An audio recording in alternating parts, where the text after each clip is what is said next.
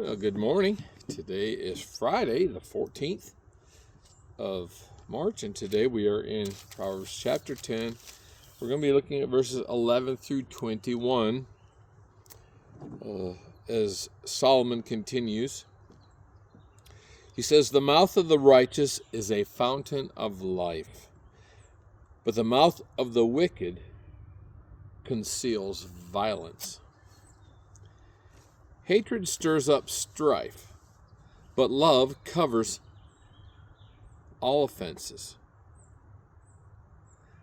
On the lips of him who has understanding, wisdom is found, but a rod is for the back of him who lacks sense.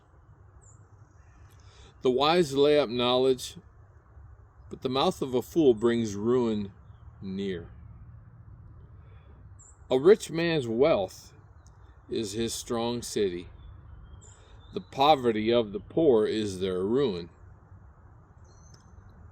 The wage of the righteous leads to life, the gain of the wicked to sin. Whoever heeds instruction is on the path of life, but he who rejects reproof leads others astray. The one who conceals hatred has lying lips, and whoever utters slander is a fool. When words are many, transgression is not lacking, but whoever restrains his lips is prudent or careful. The tongue of the righteous is choice silver. The heart of the wicked is of little worth. The lips of the righteous feed many, but fools die for lack of sense." In these verses, there are, again, many over and over, they're called couplets. The verses are couplets where he's comparing or contrasting ideas, comparisons between the mouth of the righteous and the mouth of the wicked, the lips of him who speaks understanding, but then the one who lacks sense deserves a rod to his back.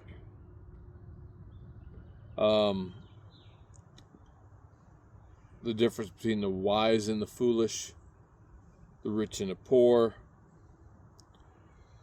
In these couplets, they're just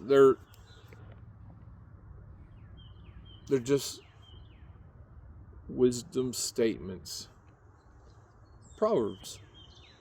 They're not promises. But in general, they're true. Now, there are always exceptions, right? You know, I've heard people quote the proverb that says, "Train up a child in the way he should go, and when he is old, he will not depart from it." In general, that is true, but it's not a guarantee. It's not a guarantee. You can train up a child, but that child has a free will. that child can choose to rebel, and that, but generally speaking, these things are true. Wise people usually prosper more than foolish people. Righteousness is always better than wickedness. You can just look at these things and understand that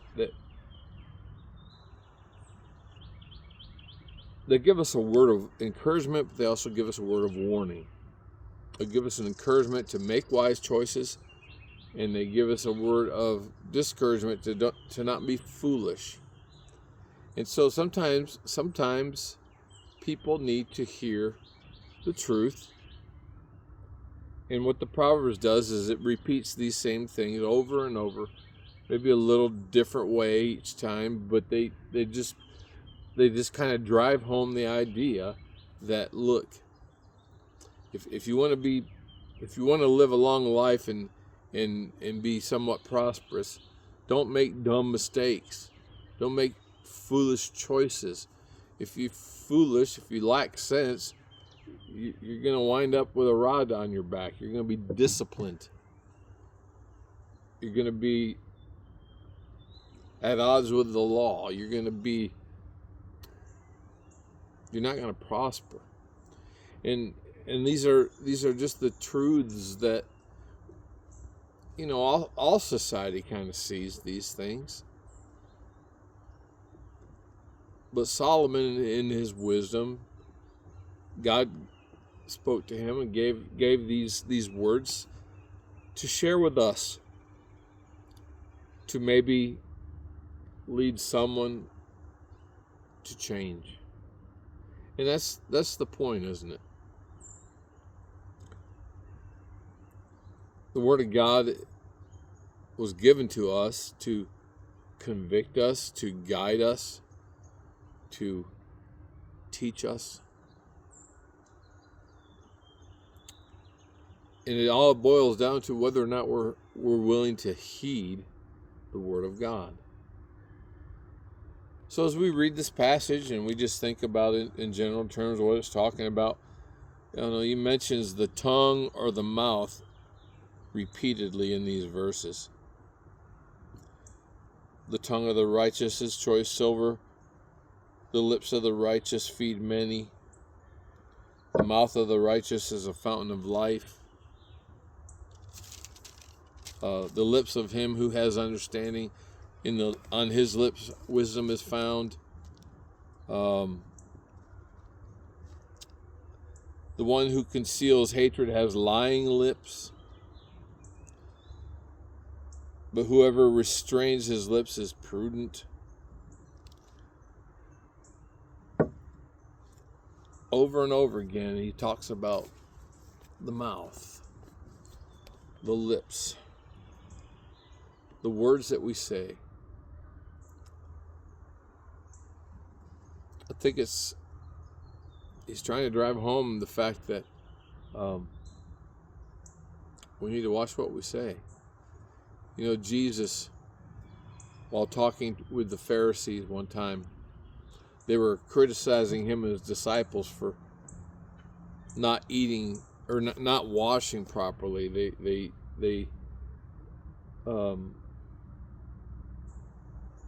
didn't wash their hands, I guess.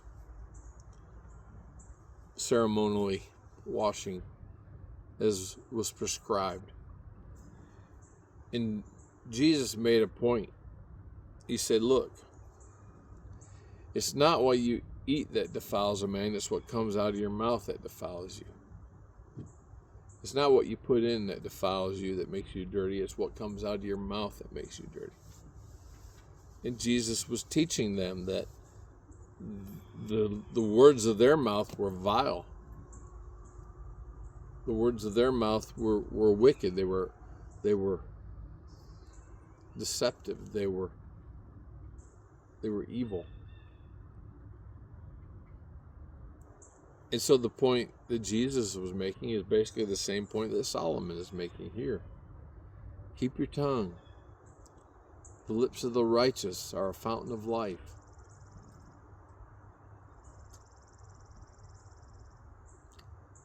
I think the fact that he says it over and over and over again means it's pretty important.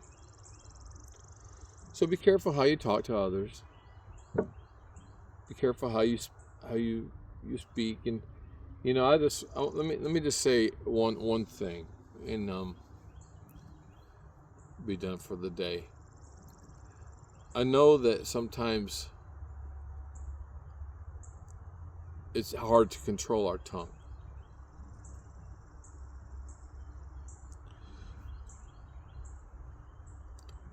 It's amazing. I've seen this in my own life. How, when you're at church or you're around people that you respect, that you honor, you keep your tongue.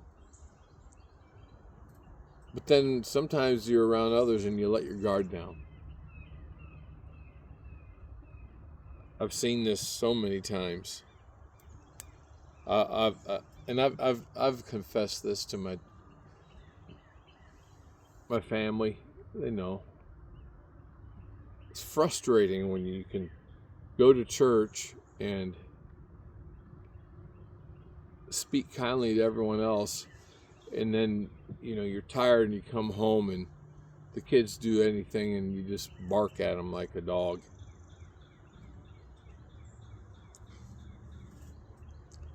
And you think, why did I do that?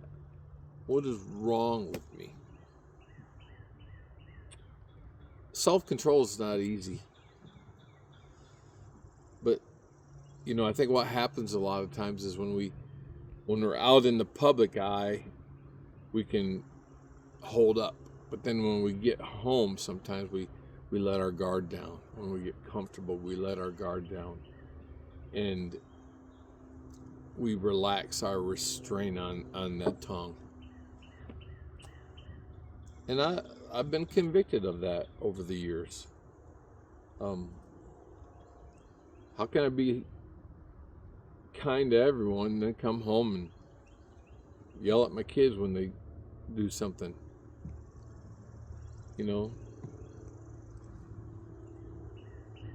My kids are grown now. And now I see them do the same thing. Or at least, sometimes it's hard. It's a struggle. It's a struggle to control the tongue. Book of James talks about it. James says it's an unruly fire. And he says, who can tame the tongue? As if it's untamable. Well, it kind of is. It's impossible in the flesh, for sure. That's why it's important that we walk in the Spirit, walk in love, walk in the light, as the Scriptures teach us.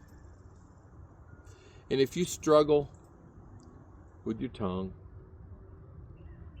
you lose your temper and yell at the kids, or yell at your spouse, or even yell at the television. Just confess it. Ask for forgiveness if need be. And just try to do better the next time. If it was easy to control the tongue, everyone would do it. It's not easy. That's all I have for today. I hope you have a blessed day. I hope you have a good weekend. I want to encourage you to come out to Pleasant Hill this Sunday, and Monday, Tuesday, and Wednesday we'll be starting our spring revival. I'm preaching Sunday on the topic of come to the water from Isaiah 55. And, my question to you is, how's your spiritual thirst? How is your spiritual appetite? Oftentimes we talk about we need revival, but, God will send revival if we diligently seek it. So I want to encourage you to come out this Sunday. Like I said, I'll be preaching on Monday, Tuesday, and Wednesday. My dear friend Carol Anthony, he'll be preaching. And looking forward to having him come and share with us. So